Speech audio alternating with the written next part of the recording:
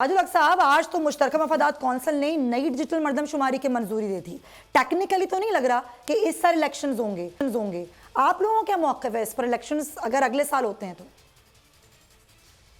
پہلی بات تو یہ ہے کہ ڈیجیٹل مردم شماری ہوئی ہے کب، کتنا عرصہ گزر گیا، اور یہ اتنا عرصہ گزارنے کے بعد اب جاگ گئے جب ایک حکومت کا تنور آئینی لحاظ سے مکمل ہو رہا ہے.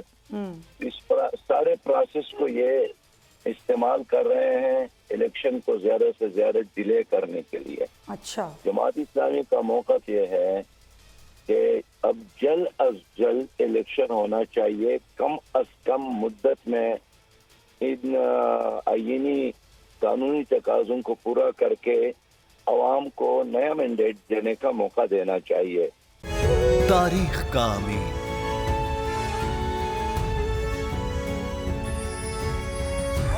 آزادی کی علامت،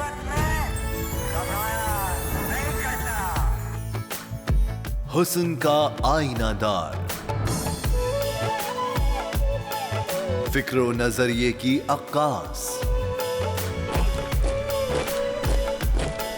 سرفرازی کا گواہ، یعنی ہم سب کا نگہبان پاکستان.